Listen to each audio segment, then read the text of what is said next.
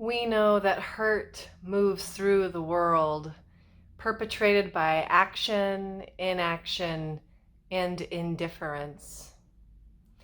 Our values call us to live in the reality of the heartbreak of our world, remembering that no one is outside the circle of love. we who are Unitarian Universalists not only affirm the inherent worth and dignity of every person, we also affirm the inherent wholeness of every being, despite apparent brokenness. No one is outside the circle of love. We know that things break or break down. Promises, friendship, sobriety, hope, communication. This breaking happens because our human hearts and our very institutions are frail and imperfect. We make mistakes. Life is messy. No one is outside the circle of love. With compassion as our guide, we seek the well-being of all people. We seek to dismantle systems of oppression that undermine our collective humanity. We believe that we're here to guide one another toward love. No one is outside the circle of love. No matter how fractured we are or once were, we can make whole people of ourselves. We are whole at our core because of the great, unnameable, sometimes inconceivable love in which we live.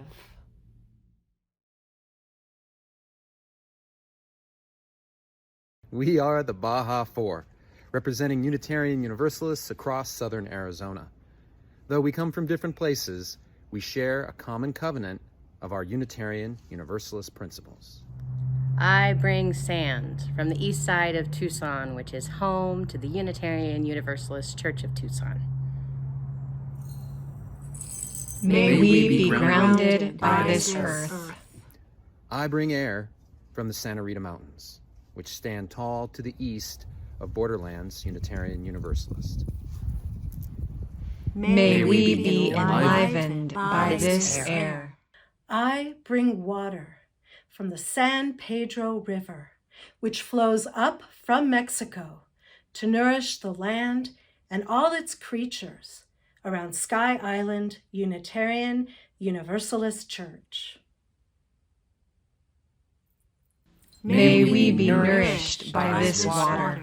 I bring fire, source of all creation, from Mountain Vista Unitarian Universalist congregation, symbolizing the hot sun of our Sonoran desert. May we be inspired by this fire. From this land, this air, these waters, this fire, we know that we are part of a great interdependent web of creation that holds us all.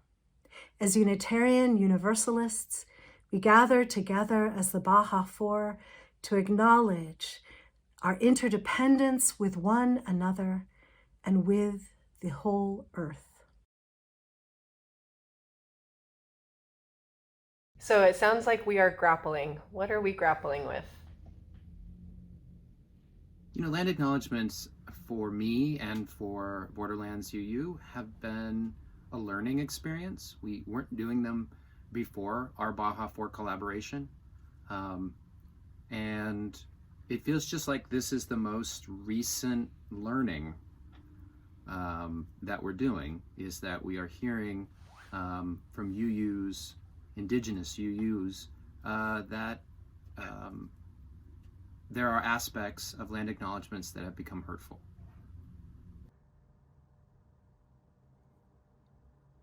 And I think I've been hearing us in our conversations that aren't being recorded right now, grappling with the nuance, Sam. You could keep bringing us back to that nuance.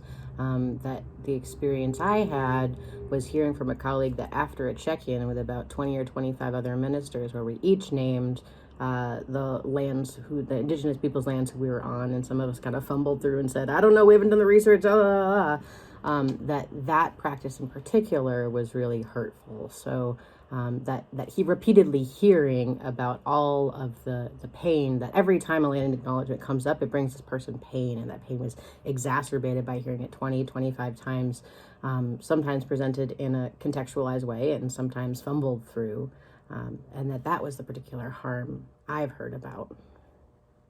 Just before all this started, before the pandemic, we've been doing a lot of reading of books written by Indigenous people, and many of them, when I watch videos of them, they would begin by naming and speaking in their language and speaking of the spot and encouraging that. And so I have a lot of excitement about doing this, but have started to wonder, am I in relationship enough with people to know what is appropriate? I think it's important to name that we're on stolen land, and but how do we do that effectively each time?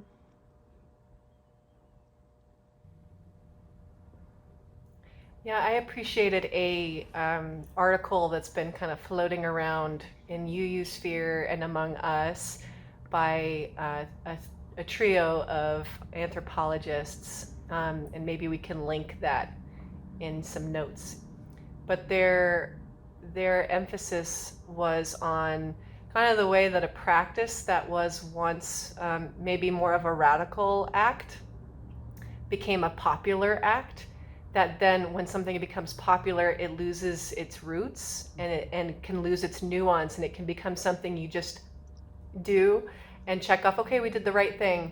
And when a land acknowledgement becomes glib or superficial, or if I think one thing they wrote was, if your land acknowledgement makes you feel good, then you might want to check your land acknowledgement.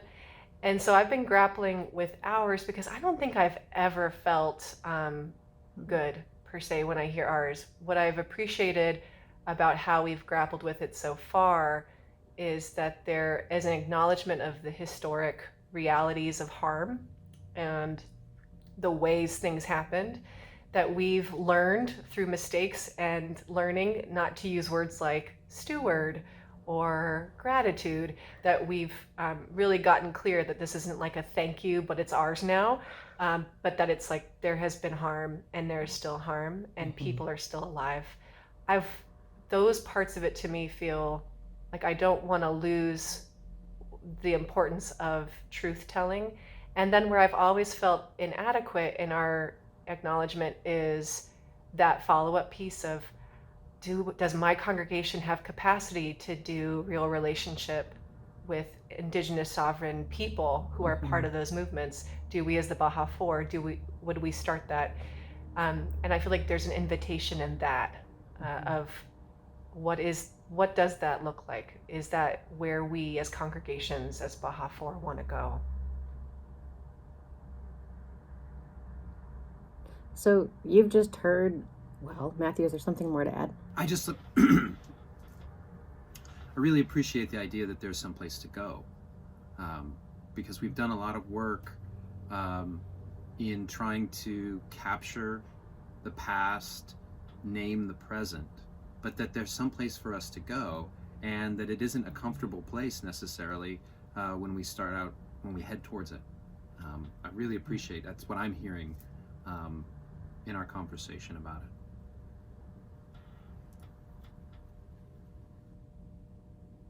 So you have just heard our personal and ministerial grappling as 4 white ministers with this land acknowledgement piece, where we are and where we're trying to go, as you say, Matthew. And we're curious where you think we might go, what you're grappling with. So if you are grappling and would be willing to share us that grappling that is honest and vulnerable and from a tender place, perhaps a heartfelt place rather than a mindful place, then we'd love to hear from you. So be in contact with one of us, your minister, to tell us what you're grappling with around Baja Ford land acknowledgement and worship in general. We'd love to hear from you.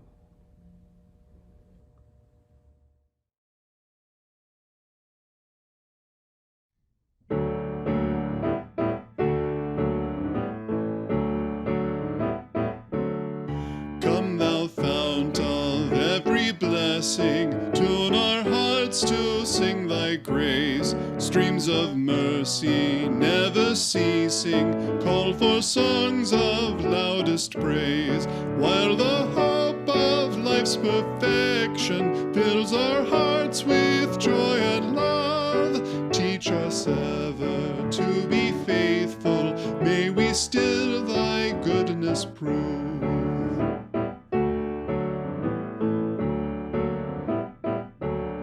Come, thou fount of every vision, lift our eyes to what may come. See the lion and the young lamb dwell together in thy home. Hear the cries of war fall silent, feel our love glow like the sun. When we all serve one another, then our heaven is begun.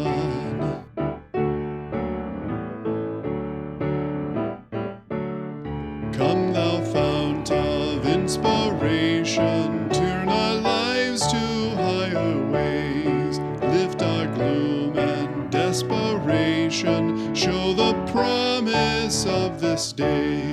Help us bind ourselves in union, help our hands tell of our love.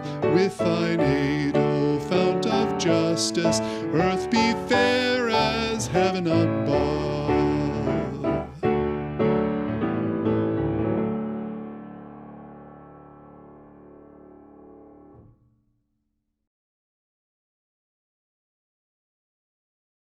How does one address a mystery?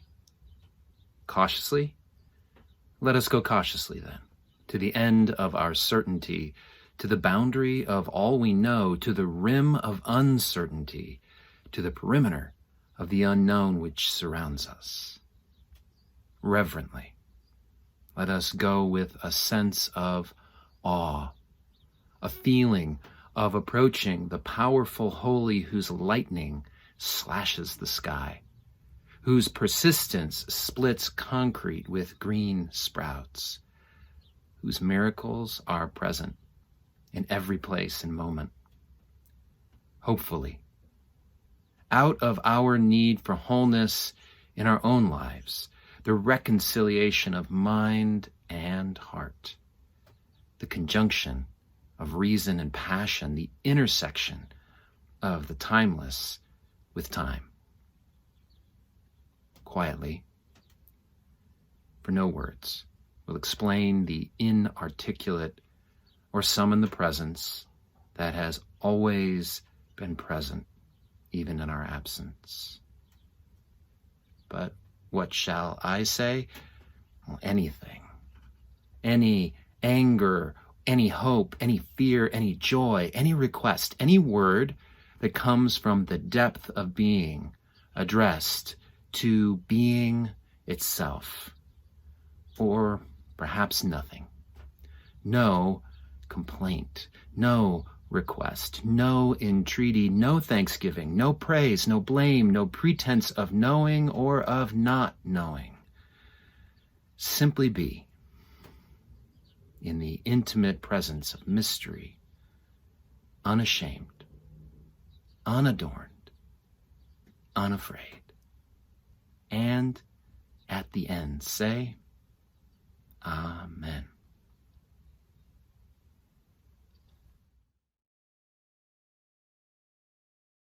Mystery, mystery, life is a riddle and a mystery.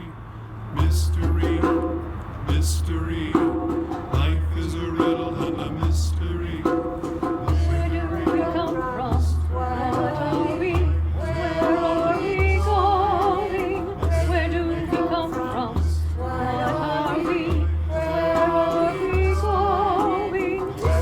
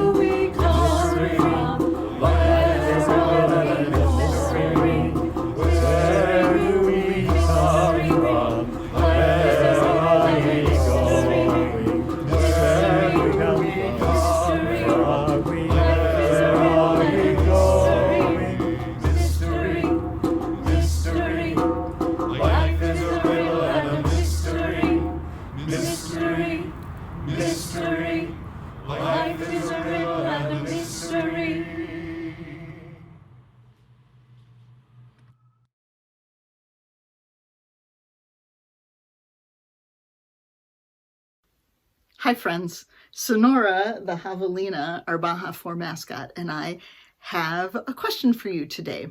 How many of you out there have a poem memorized that at the drop of a hat, if somebody at a dinner party said to you, do you have a poem memorized? Will you recite it for us? You could raise your hand and jump up and give us that poem. I do. I remember in school we had to memorize poems sometimes, and none of them ever stuck. Except this one. And this one I came to on my own, and I memorized it very intentionally because I wanted to have it in my pocket for when somebody said, do you have a poem memorized? Not that that happens frequently. And so I memorized it. And this poem is called Outwitted. It is written by a man named Edwin Markham. He was born in 1852 in Oregon. And through some twists and turns in his life, he ended up in Staten Island, New York, where he spent a lot of time on speaking tours. He spoke at literary events, but also at pro-labor and radical gatherings as frequently as other kinds of gatherings. He died in 1940.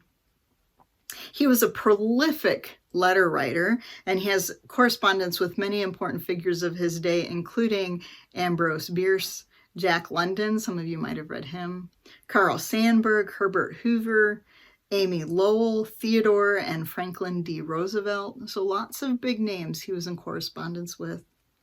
He is best known for his protest against exploitation of poor laborers. One poem in particular launched him to fame. It is titled The Man with the Hoe. It was published in 1899 and became a literary sensation almost overnight. Markham had sounded a trumpet blast of social justice for the poor and the oppressed people of the world. This poem, which I do not have memorized, begins, "Bowed by the weight of centuries, he leans upon his hoe and gazes at the ground. The emptiness of ages in his face, and on his back, the burden of the world." This poem, The Man with the Hoe, was inspired by a painting by Jean-Francois Millet of the same name. Following that success came his prose work titled Children in Bondage. It was a landmark crusade text against child labor. In their blog, A Quest for Meaning, and the Church of the Larger Fellowship wrote this about Edwin Markham. "You use most often remember him for a tiny little poem that expresses his universalist belief in love, that it is big enough to include everyone, and offers a radical understanding of belonging."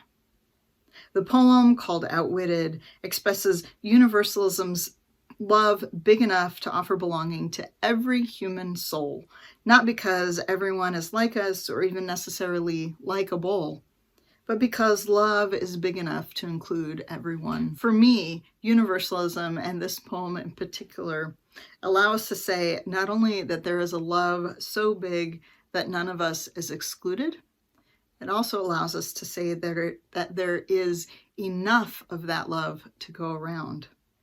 There is enough for me. There is enough for you. There is enough for that neighbor who has the yard sign that we don't particularly agree with. There is enough love for everyone. I wonder if you take the same message from this short epigraph. Here is Edwin Markham's poem, Outwitted. "He drew a circle that shut me out, heretic, rebel, a thing to flout. But love and I had the wit to win.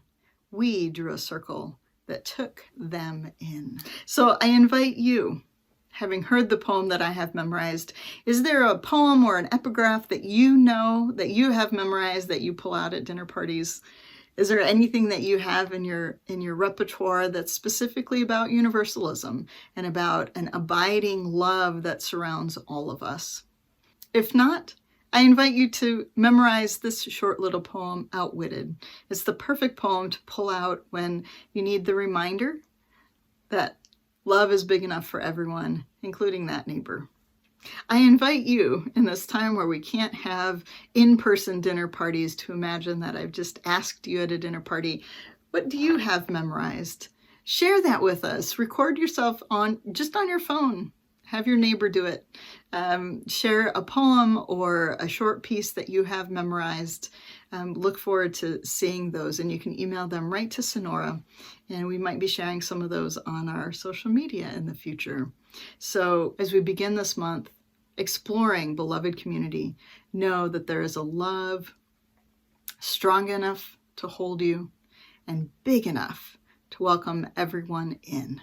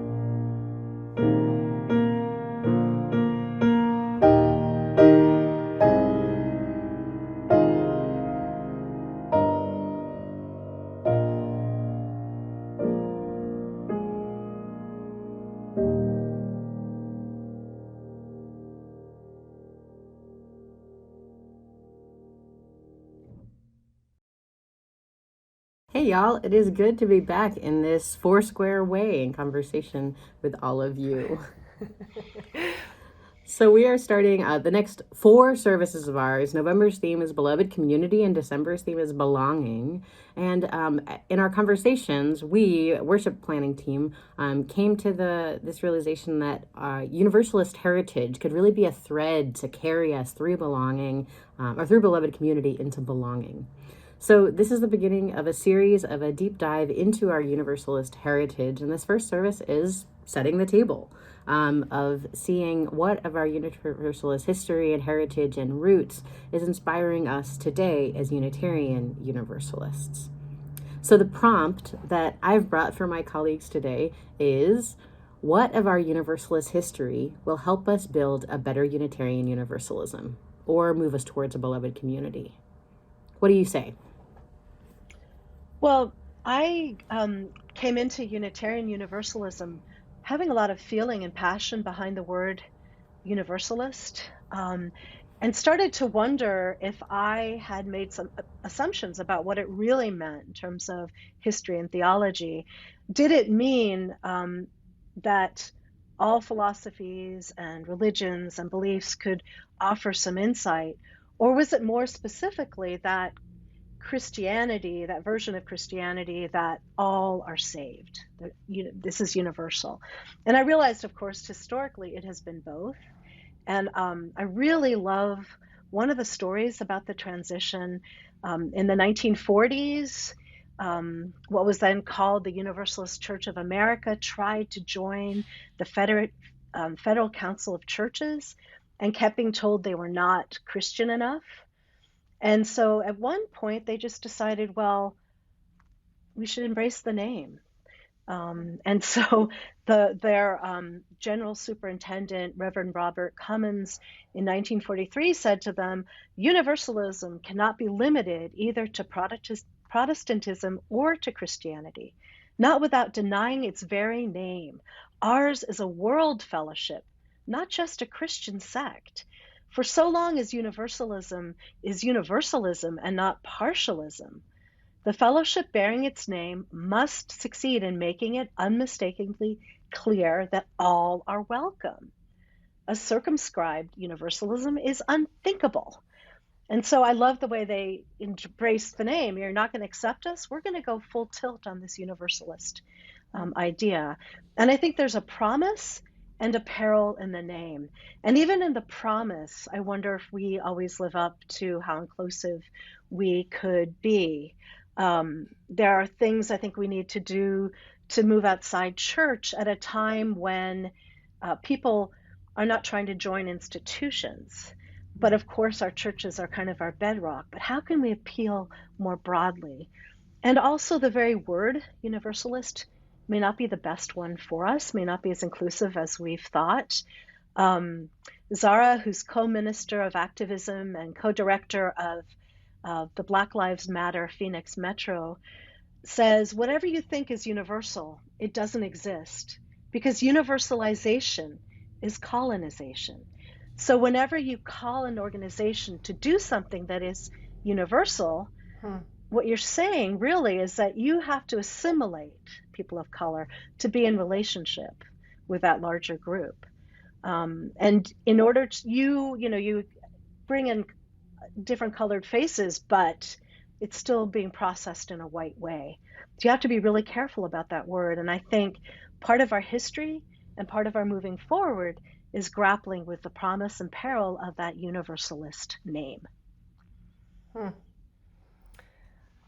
I'm appreciating the kind of like past drug forward. When I was responding to this from Bethany, I was like, well, I have like my 1700, 1800 appreciation, then I have like my 2020 appreciation. And I think my 1700, 1800 appreciation is just the audacity at the time to risk imagining a God that was not so easily offended by human beings. And I mean, like, that doesn't really feel risky to us now. Actually, lots of denominations, I mean, that's not radical now. But then I have to like contextualize that and think, okay, in their context, to say that out loud, that punishment, hell, was not going to happen was just like a huge social, political, religious risk with consequences. And so I take that in their time, and I'm like, oh wow, you were saying that the world is wide enough to embrace more than people thought it was.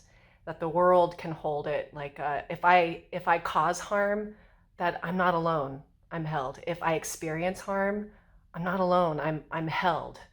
Um, and so I appreciated what they were saying, that, if hell is punishment, and what they were denying is that, harm happens and you get isolated. What they were saying, what universalism was inviting, is that harm happens and there's still the possibility of belonging. Actually, the bedrock of belonging. So that leads me to like my 2020 something appreciation. And the reality is that the majority of us are not walking around with like the fear of hell in our hearts.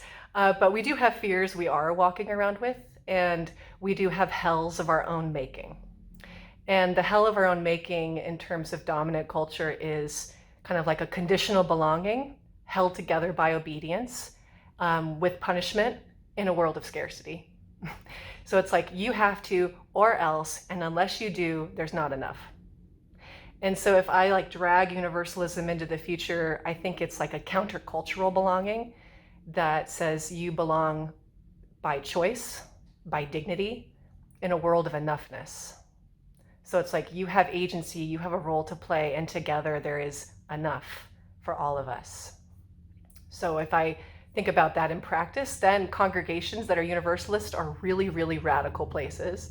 And we do that in little ways. We do that when we do restorative practices that don't cast each other out, when we have a personal practice that refuses punishment and says there are boundaries, but we don't operate on punishment. When we imagine resource flows that are not transactional, that resist a kind of capitalism that says you're only worth if, when we make choices that center voices that are not getting centered otherwise, then I think we're embracing the 2020 universalist vision of a world that's wide enough for all of us. Oh, Sam, I want to hear that full sermon. I want to hear that all day. I could be inspired by that. I am inspired by that. I will call you. I will call you. Clear your Do schedule. you have my number? Do you have my number? Or... No, just through Zoom room. Oh, that's too real. I was also thinking about that 1800s universalism and then the universalism of the 20th century when I was answering my own prompt.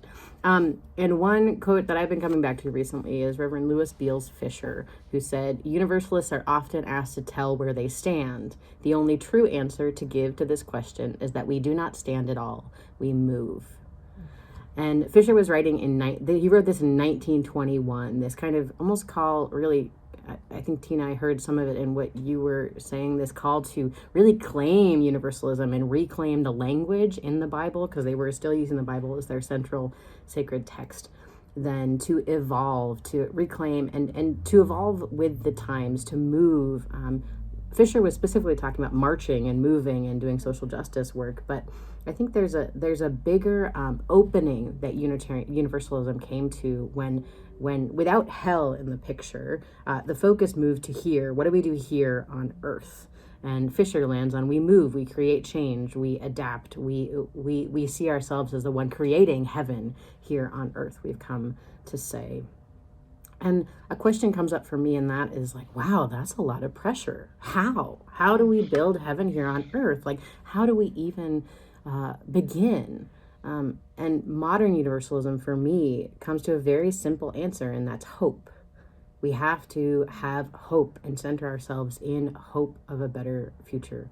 And when I think about that, I think about one particular reading from Reverend Victoria Safford, which I'll offer now. This is from the early 2000s. She writes, "Our mission is to plant ourselves at the gates of hope, not the prudent gates of optimism, which are somewhat narrower, but the stalwart, boring gates of common sense. Not the stalwart, boring gates of common sense, nor the strident gates of self-righteousness, which creak on shrill and angry hinges. People cannot hear us there, they cannot pass through. Nor the cheerful, flimsy garden gate of everything is going to be all right, but a different, sometimes lonely place, the place of truth-telling, about your own soul first of all and its condition. the place of resistance and defiance, the place of ground from which you see the world, both as it is and as it could be, as it will be, the place from which you glimpse not only struggle, but the joy of the struggle. And we stand there, beckoning and calling, telling people what we are seeing, asking people what they see. So there's this hope that propels us forward, but there's also this centering of, because the work of the world is in our hands now, we need to be in constant engagement with the truth, the new visions, the new feelings, the new information, continually adapting to that to build a beloved community, a heaven here on earth. And it feels like there's glimmers of our land acknowledgement grappling in that new truth, new information, new feelings being revealed to us. And what do we do now? Because it's not up to God, it's up to us. And hope carries us through that, but it's our responsibility to keep going.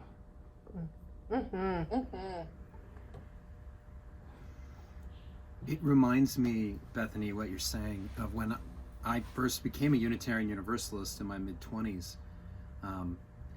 And encountered right away the very famous Unitarians, and then this sort of, well, what about the Universalists? Where are all the big names? And they're there. They came later, but there was so much more about their how they worked together. Some of it was just the geographical. Some of it was the way that they had just such distance.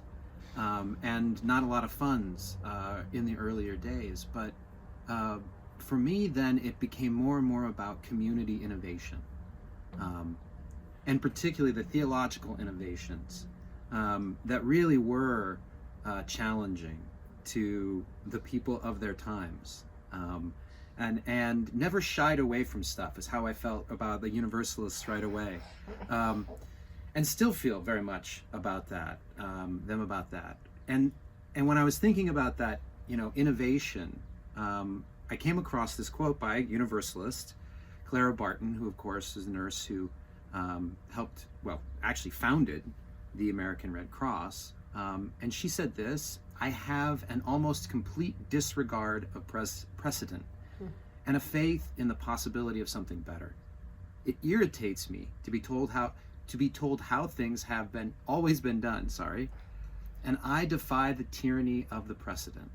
I go for anything new that might improve the past." And for me, that just is so much what Universalists have always done.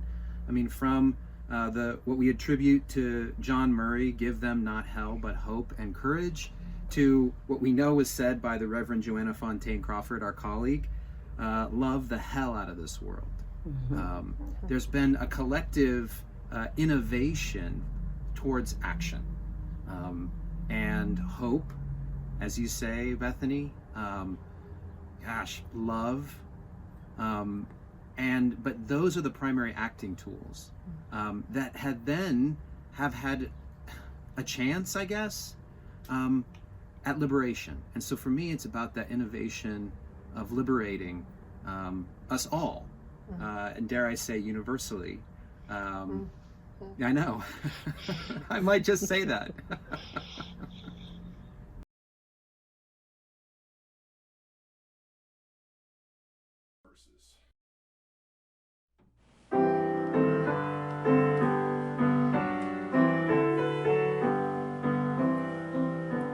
Love will guide us, peace has tried us, hope beside us will lead the way.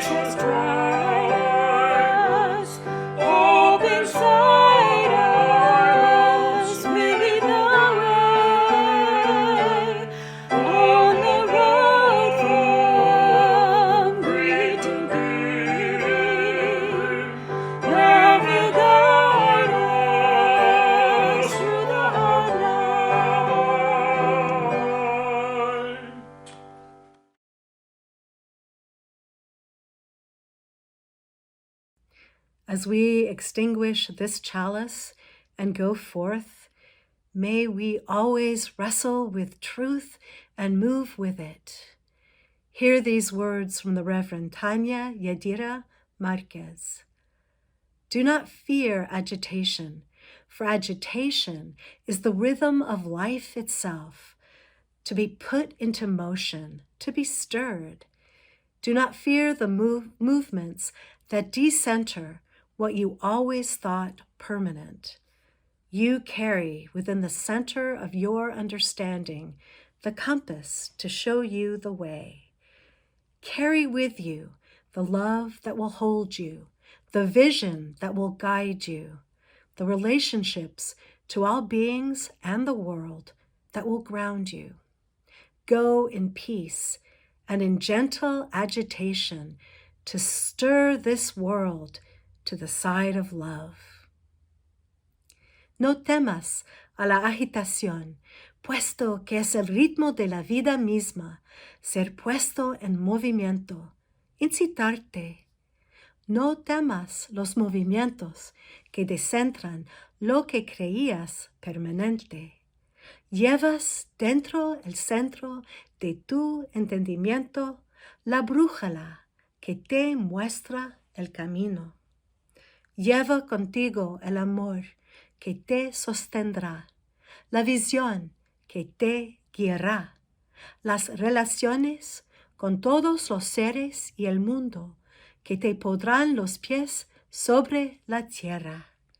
Ve en paz y, con una suave agitación, mueve a este mundo hacia el lado del amor.